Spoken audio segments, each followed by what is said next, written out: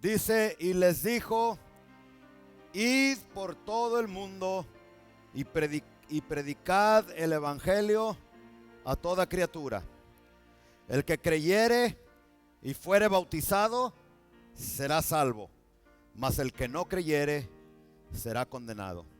Y estas señales seguirán a los que creen. En mi nombre echarán fuera demonios, hablarán nuevas lenguas, tomarán en las manos serpientes, y si bebieren cosa mortífera no les hará daño. Sobre los enfermos pondrán sus manos y sanarán. Vamos a desglosarlo un poquito, comenzando con el versículo 15. Dice, y Jesús les dice, en primer lugar les dice, id por todo el que, vayan por todo el mundo. El mandamiento de Jesús, si usted lo lee cuidadosamente, es que nosotros nos ganemos el mundo para Cristo. Amén. Pero para ganarnos el mundo, primero tenemos que ganar nuestra casa, nuestra familia. ¿Cuántos papás no cuando viene el hermanito a comer, el compadre a comer, el amigo, vieja, saca los platos más buenos, los de oro, los de plata, los que sea, porque viene el compadre a comer, ¿verdad? Y todos comiendo en esos platotes y las cucharas de oro, etcétera, etcétera. Pero cuando vas a comer ahí con tu esposo, con tu esposa y con tus hijos, saca los platos de la 99 de cartón. ¿Por qué? Porque son para los hijos. Debería de ser al revés, ¿verdad? Tratamos mejor a las personas de afuera que a nuestra propia familia. Qué tremendo, ¿no? Yo he conocido hermanos en la iglesia, no en esta, en la otra de la esquina, que a todas las hermanas un abrazote y a su esposa ni siquiera un abracito ni nada.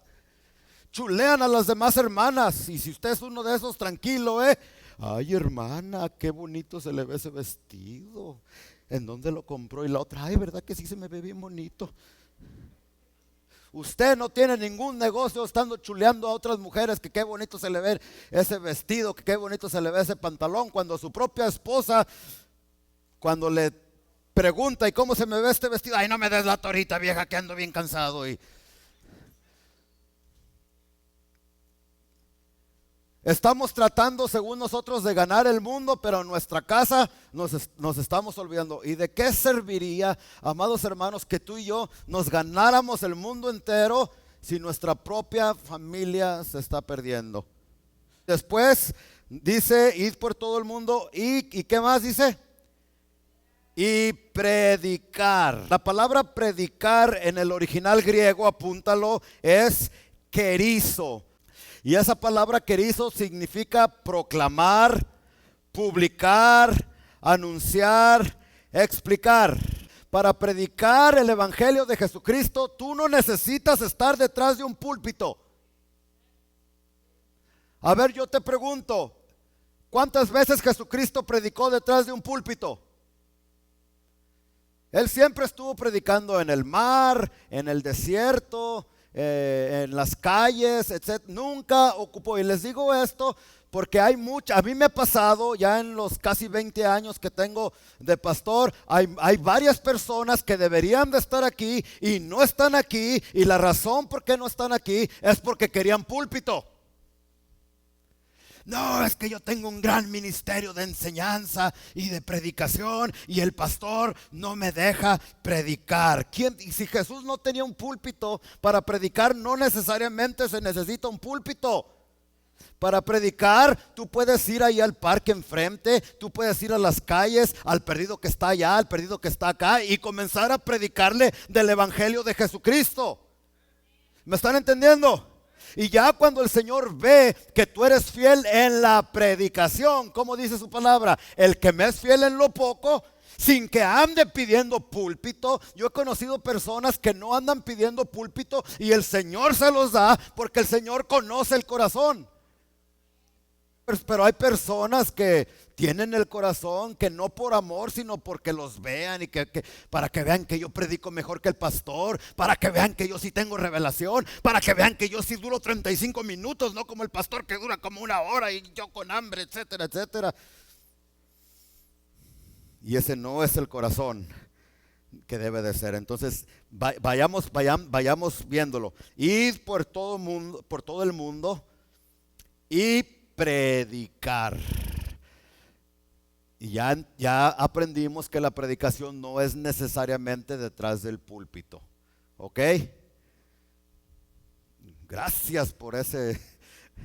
Y después la siguiente frase dice: id por todo el mundo y predicar el ¿qué? No mi propia filosofía, no mis propios pensamientos. Escúchame, si Dios ha puesto en tu corazón el sentir de ir y predicar el evangelio, asegúrate, así como yo me quiero asegurar, de predicar no mis propios pensamientos, no lo que creo, no lo que pienso, sino lo que está registrado en este santo volumen. Porque mis pensamientos no pueden cambiar a nadie, pero la palabra y el poder del evangelio puede cambiar a todas aquellas personas que abren su corazón a la locura de la predicación. Amén. Bueno, entonces para cumplir con este pensamiento tenemos que entender qué es evangelio. Entonces vamos a entender qué es lo que significa evangelio. En primer lugar, la palabra evangelio literalmente significa buenas noticias. Es lo primero. Buenas noticias. En segundo lugar, el evangelio es el mensaje de la muerte y resurrección de Jesús.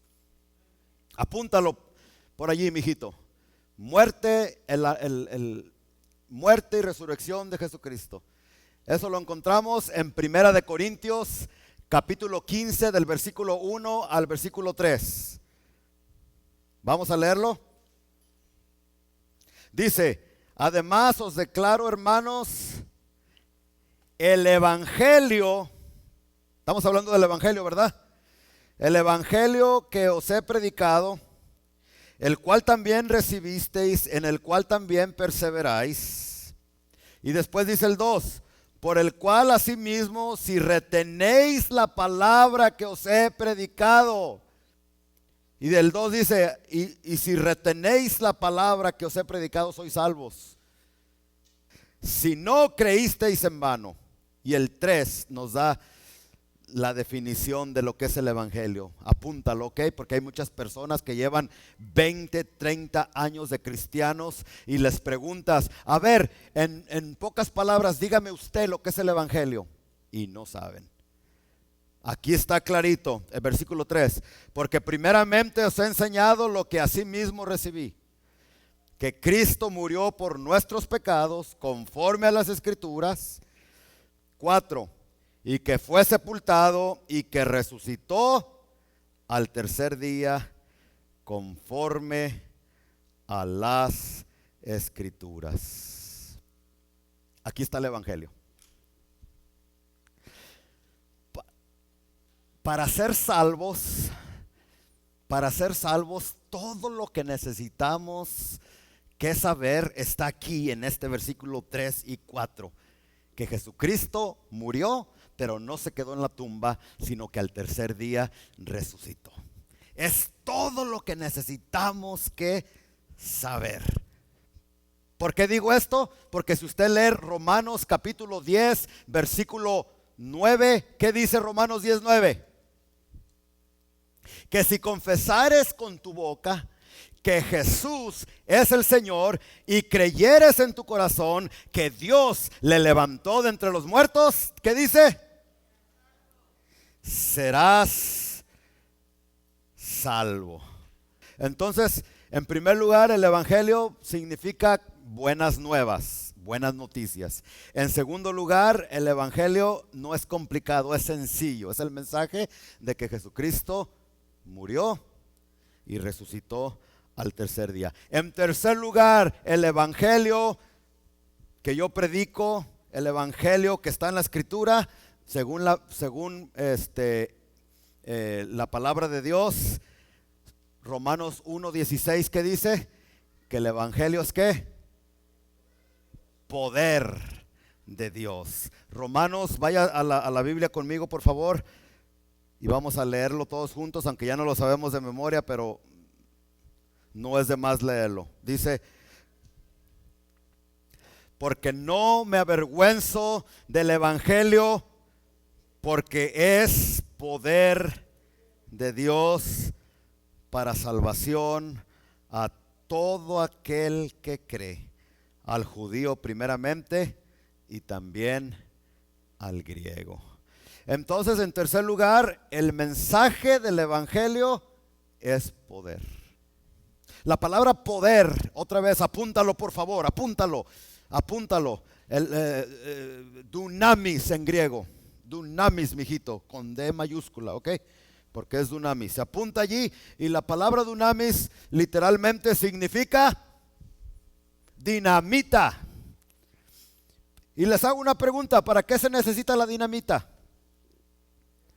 Cuando alguien está haciendo una carretera o un freeway o un camino, lo hacen con palas, lo hacen con picos, lo hacen con tractores, con bobcats, etcétera, etcétera. Pero cuando se topan con roca, ni los picos, ni las palas, ni los bobcats, ni nada funciona. Allí es donde entra la dinamita.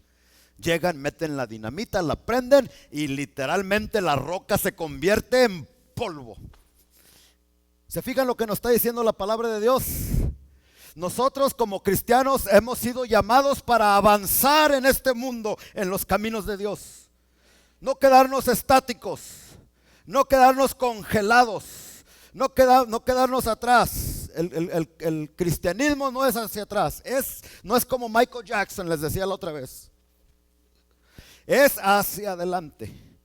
Pero en el caminar cristiano van a venir obstáculos, van a venir problemas, van a venir ataques de Satanás, van a venir desacuerdos, van a venir situaciones difíciles, van a haber obstáculos que van a ser más fuertes que la roca natural que tú conoces.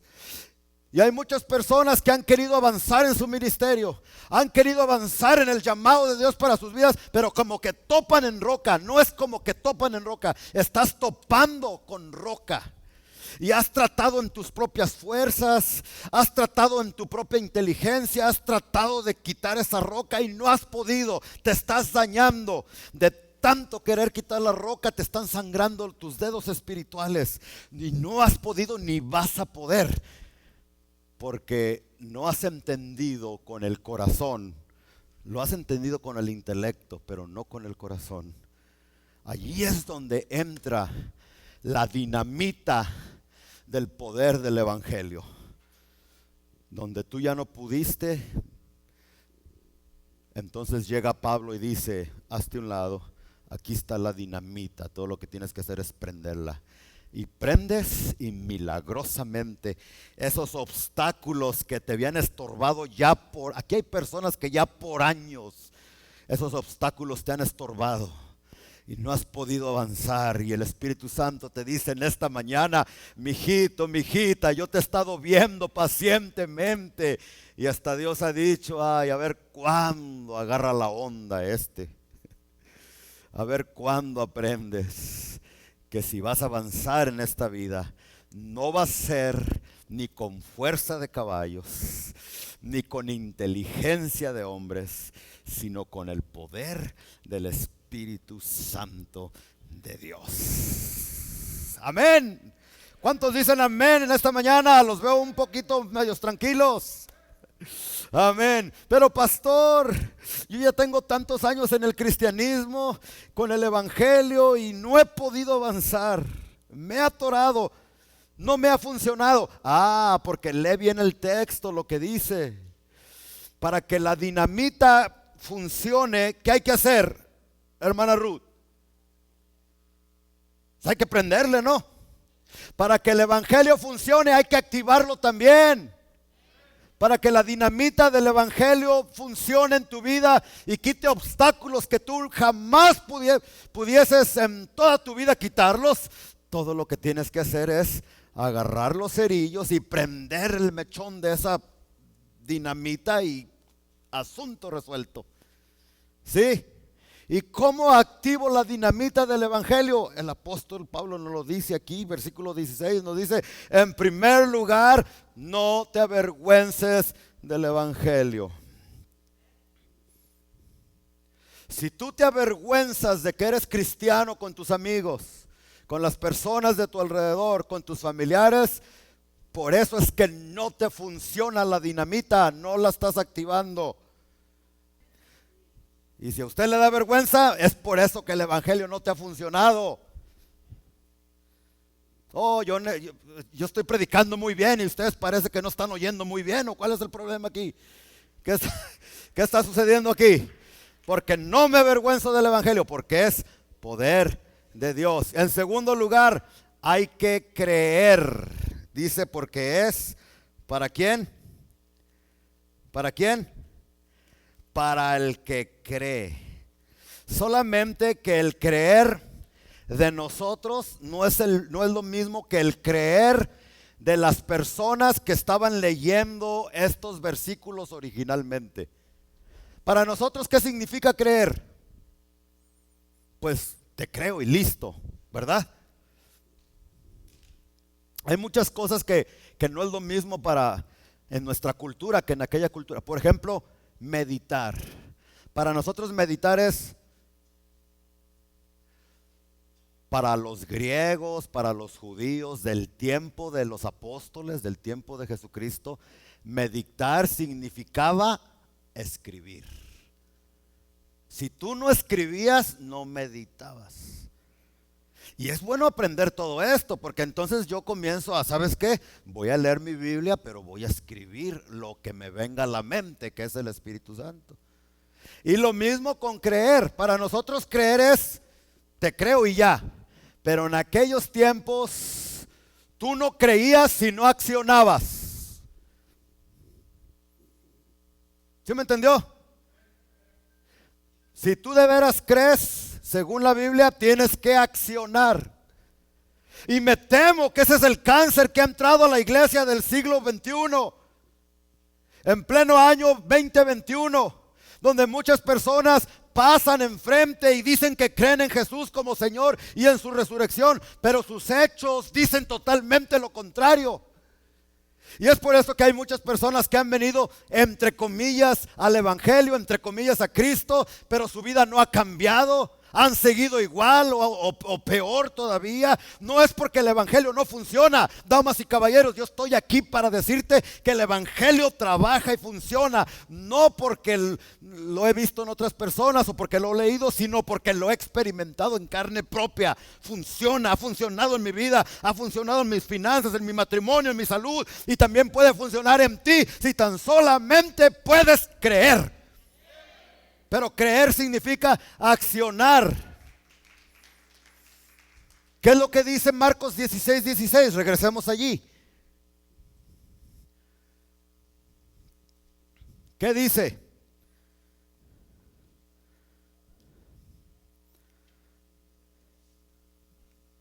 Accionar, dice, el que creyese, pero no nomás dice el que creyese, y fuere bautizado. Ahí está la acción. Si de veras crees, en aquellos tiempos te bautizas. Y esto lo podemos ver claramente en diferentes ejemplos de la Biblia. Por ejemplo, en Hechos, ¿se recuerda? En Hechos 16:31, el carcelero de Filipos le dice a Pablo: ¿qué debo hacer para ser salvo? ¿Y qué le dijo Pablo? A ustedes que saben la Biblia: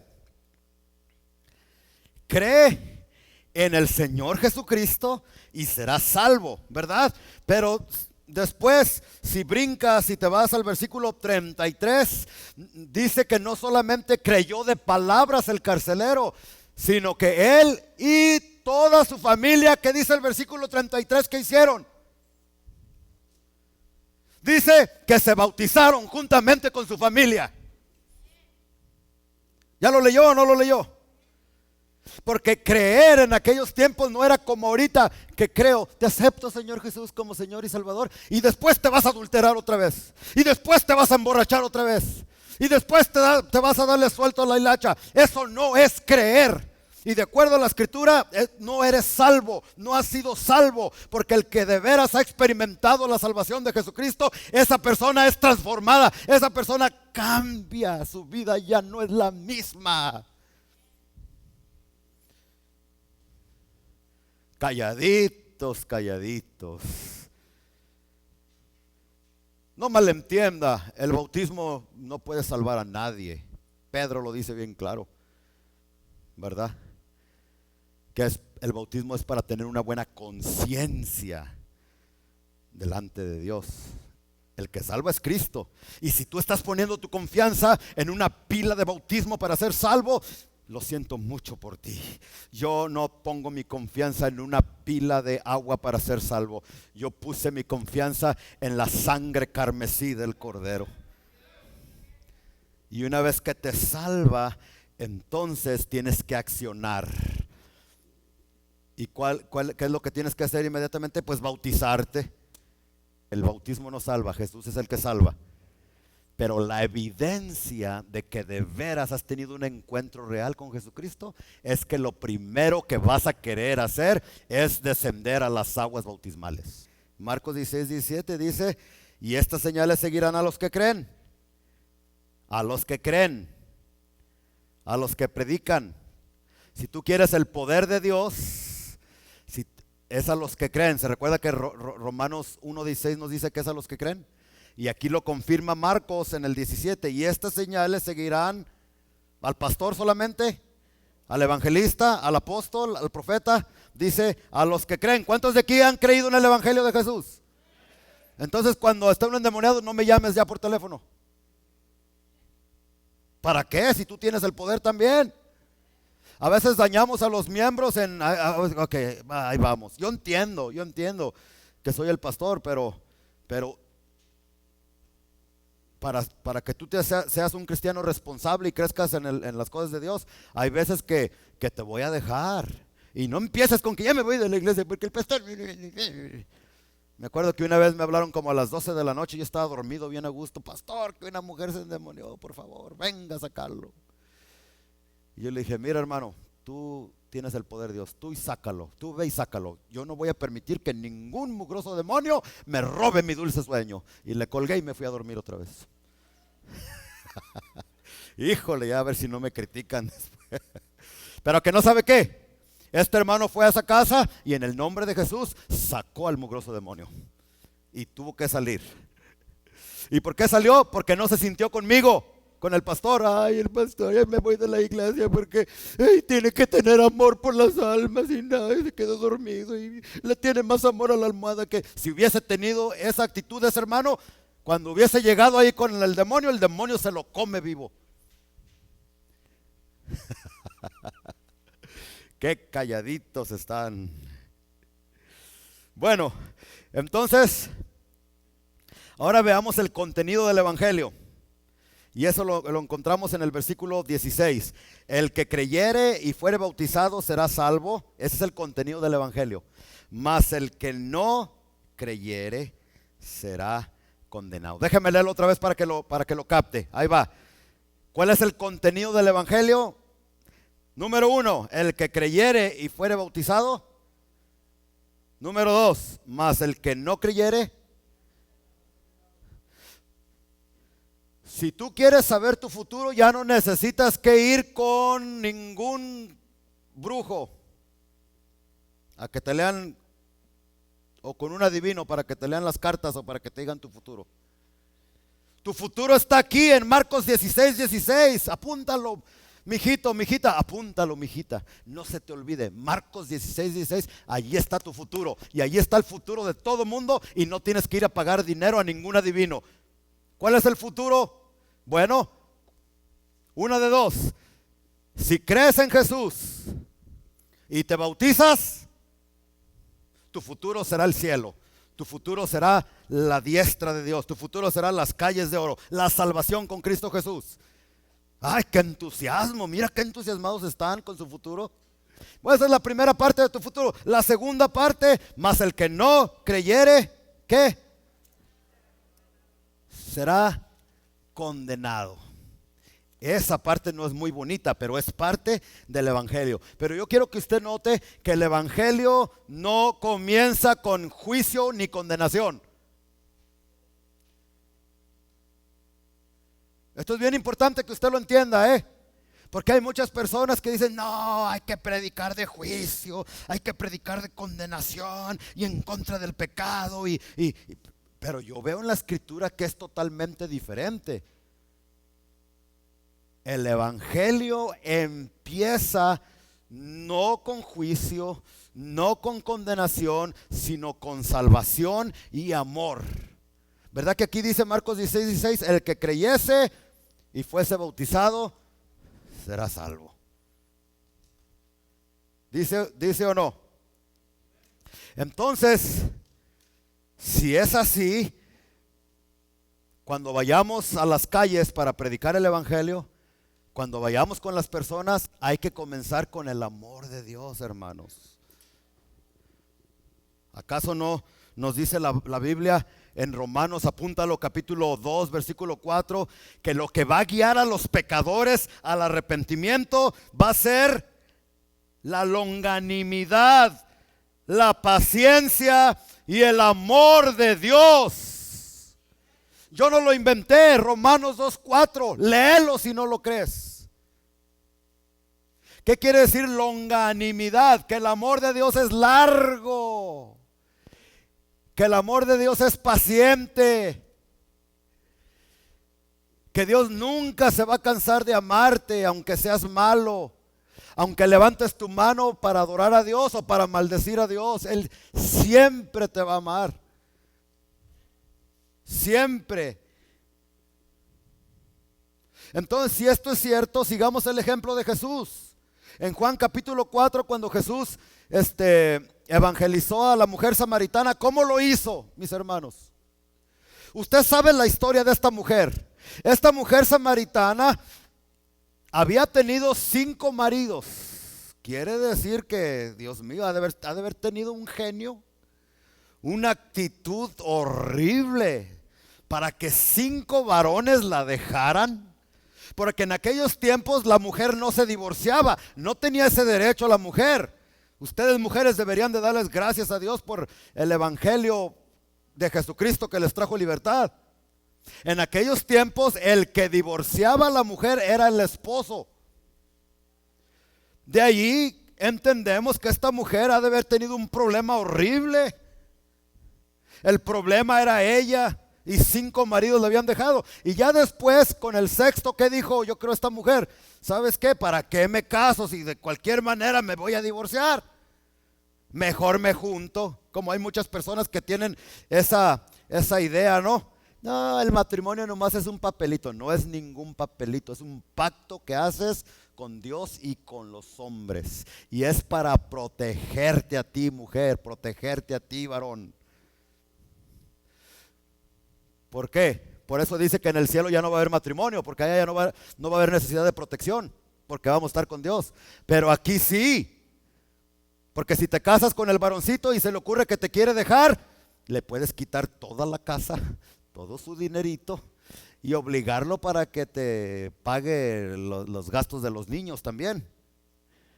Para eso es que sirve ese papelito, protección, ¿verdad? Pero bueno, entonces andaba en adulterio. ¿Y cómo ve usted Jesús que la evangeliza? Si fuera yo en mis primeros años de cristiano, yo hubiera llegado a adúltera. Dice la Biblia que los adúlteros no heredarán el reino de los cielos y te vas a ir al infierno. Pero usted ve que Jesucristo evangelizó así a la mujer samaritana. Por favor, contésteme. ¿Cómo la evangelizó? ¿Cuáles son las primeras palabras que salieron de la boca de Jesús cuando llegó con esta samaritana? ¿Qué acaso no dice la Biblia que Jesús andaba cansado del camino? Que andaba hambriento y que tenía sed. Y cuando ve a esta mujer que está sacando agua, qué tremendo, ¿no? El que hizo el agua, el que creó el agua, le dice, mujer, dame de beber. como les decía la otra semana, se conectó con ella, pero no con juicio, no con condenación. Y nosotros tenemos que seguir el ejemplo de Jesús, ¿sí o no, mis amados hermanos? Y ese fue el ejemplo de Jesús. Entonces, cuando tú vayas a evangelizar afuera a las personas perdidas, por favor no llegues, esos homosexuales y lesbianas se van a ir al infierno, y que idólatras y que adúlteros y que se van a quemar en el fuego y en el nombre de Jesús. No hagas eso, porque vas a levantar un muro que no te va a permitir llegar a las personas. No, el evangelio lo tenemos que comunicar con amor, en amor, amados hermanos.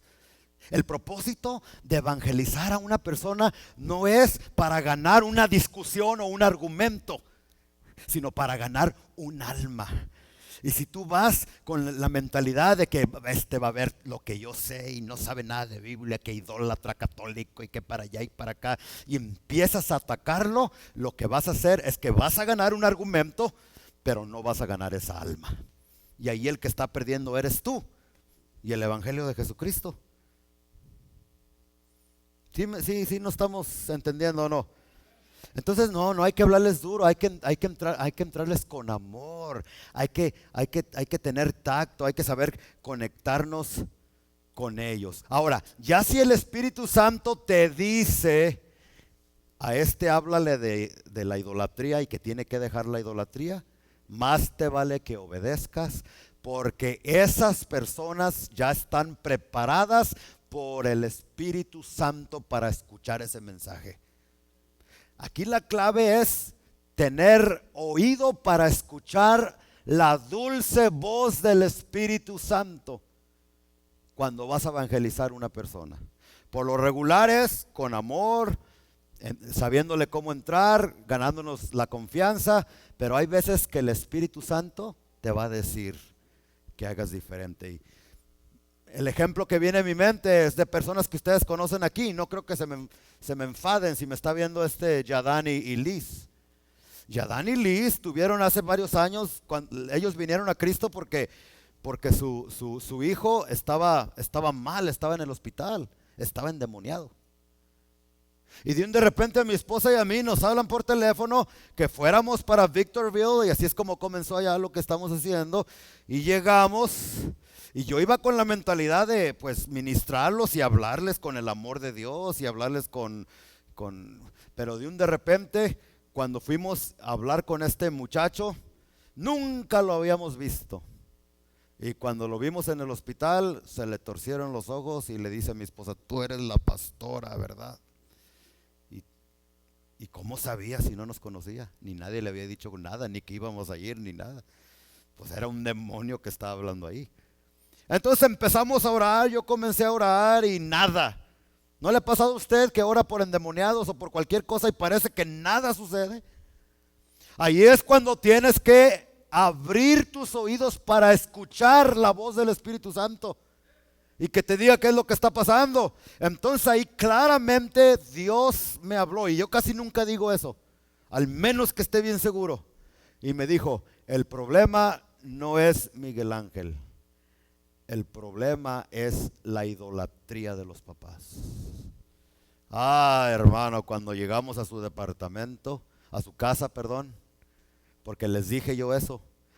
¿Y qué madre no quiere la salvación de su hijo? No, sí, pastor, vamos a la casa. Y fuimos. Cuando entramos salía un olor a azufre. Perdóname, Liz, pero yo estoy dando el testimonio por ti. Yo pienso que sí me está mirando por ahí, porque nunca se lo pierde los domingos de la mañana. Púntale, Liz, si está escuchando, para que vean que sí es cierto lo que estoy diciendo. Cuando llegamos solía, tenían unas estatuas así más altas que yo creo, imagínense. Y entro y yo,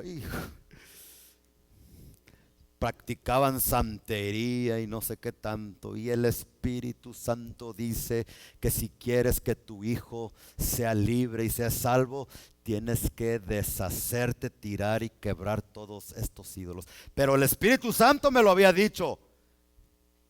Y cuando yo les dije, ¿qué es lo que hicieron estas personas? Yadán comenzó a llorar, todavía llora de todo. Liz se conmovió. Sí, pastor, sí, pastor. E inmediatamente, se me hace que le saqué película, ya no me recuerdo. Comenzamos a limpiar toda la casa, a quebrar estatuas, y llenamos la cajuela de mi carrito que tenía en aquel entonces llenita. Yo creo que no tenía tanta experiencia, yo no sé para qué hice eso, era verlo quemado en el nombre del Señor, ¿verdad? Y cuando terminamos, el Espíritu Santo me dijo que le dijera a Liz, y le dije: tu hijo está libre. Y se me quedó viendo así, y ya ni siquiera tengo que ir al hospital yo. Nos venimos para Riverside, no había pasado más de una hora cuando llegamos a la casa, timbró el teléfono, era Liz, y nos dice: pastor, mi hijo ha vuelto otra vez, es el mismo de antes. Fue liberado porque tiró y se deshizo de todos esos ídolos que traen maldición, enfermedad a la vida de las personas. Y si hay alguna persona que me está escuchando, no es mi afán ofenderte, pero si tú no sabes qué hacer, te va mal en la vida, lo primero que tienes que ver es la idolatría. Si hay ídolos en tu vida, y no me estoy refiriendo a que no le das el primer lugar a Dios, sino ídolos de yeso y de barro. Muchos adoran la Santa Muerte. No sabes lo que estás invitando a tu casa para que venga y penetre a tus hijos y a toda tu familia y tu salud y todo. Tienes que deshacerte y quemar todos esos ídolos si quieres ser salvo y si quieres ser sano, en el nombre poderoso de Jesús. Amén. Pero es una guerra contra los demonios. Uno va a predicar y uno está declarándole la guerra a los demonios. Yo me recuerdo que más adelantito seguimos, mi esposa y yo, aprendimos que habíamos que quemar a los ídolos, a quebrarlos y quemarlos.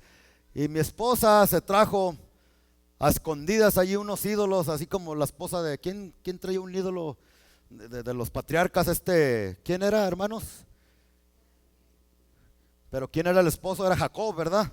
Así mi esposa se trajo unos ídolos ahí escondidas, y ya cuando menos acordé, estaba prendiendo el fuego ahí a un ladito de la casa, y yo pensé que era carne asada, pero eran ídolos que los estaba quemando. Y ya sí se andaba quemando ella también, porque esos ídolos son tremendos. Ese espíritu de muerte y del diablo, como a la semana o a las 2 semanas, que me da un ataque de corazón. ¿Se recuerdan ustedes, verdad?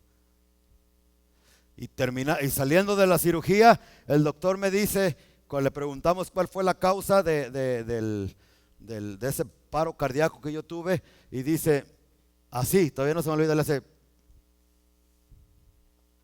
colesterol está perfecto, presión perfecta, el azúcar perfecto, todo perfecto, no hay historial de enfermedad, no hay nada, no sabemos. Y nosotros supimos rápido. Es más, los recién convertidos en aquel tiempo, el Señor los usó. Me acuerdo el hermano Víctor Lara, que le dice a todo el grupo en aquellos tiempos, fuimos a un parque y yo recién salido del corazón, y dice: el pastor le pasó eso no porque estaba mal o estaba enfermo, sino por nuestra culpa. Es que teníamos tantos demonios y tantas maldiciones, y fue y les declaró la guerra a los demonios, y pasó. Y sí, si tú te pones a evangelizar, una vez más vas a estar en contra del diablo, en contra de los demonios, y espera que va a venir lucha, van a venir pruebas, van a venir situaciones, pero no temas, no te preocupes, porque el mayor es el que está en ti que el que está en el mundo. Y la prueba más grande de eso es que después de 5 años que me pasó eso, todavía estoy aquí detrás de este púlpito predicando las buenas nuevas del Evangelio de Cristo Jesús. Y no voy a dejar de hacerlo hasta que el Señor me lleve, porque escúchame, todos nos tenemos que morir si Cristo no viene antes. Pero lo que sí les puedo asegurar es que yo no me muero cuando se le antoje a Satanás. Yo me muero cuando Dios quiera que me vaya y que sea mi tiempo, entonces me voy, porque se acabó lo que tenía que ser aquí en la tierra. Pero mientras no sea del Señor, yo soy invencible. Y no hay enfermedad, no hay diablo, ni hay demonio que pueda conmigo, ni contigo, si estás en la perfecta voluntad de Dios nuestro Señor. Bendito sea el precioso nombre de Cristo Jesús. Amén. ¿Qué necesito entonces para poder yo predicar eficazmente el evangelio? Primeramente ser salvo, porque la palabra de Dios nos lo dice aquí en Marcos 16 claramente. El que creyese y fuese bautizado, entonces estará capacitado para ir y predicar el evangelio de Jesucristo. ¿Cómo lo vas a hacer? ¿Cómo vas a predicar el evangelio si no has experimentado la salvación de Dios? Entonces el primer paso es tener un encuentro real con Jesucristo. Dije con Jesucristo, no con la religión. Porque hay muchas personas que ya tienen 15, 20, 30 años en la iglesia, pero siguen igual o peor que los de afuera, igual de malditos, igual de maldicientes, en el pecado, en la miseria. ¿Por qué? Porque vinieron a la iglesia y pensaron que tuvieron un encuentro con Jesús. Tú no tuviste ningún encuentro con Jesús y tu vida no ha cambiado. Tú cambiaste de una religión a otra religión. Antes rezabas y ahora cambiaste el rezo por oraciones largas. Ni un amén, calladitos, calladitos. Antes te les hincabas a ídolos de barro y de palo, ahora te le hincas a ídolos de carne. Yo no voy a la iglesia, si no viene Marcos voy a predicar. Un ídolo de carne y hueso. Y cambiaste de religión. Y es por eso que no te funciona el evangelio. El primer paso es haber experimentado la salvación de Jesucristo. Mira, a mí me da risa, hermanos. Hay un un señor gordo.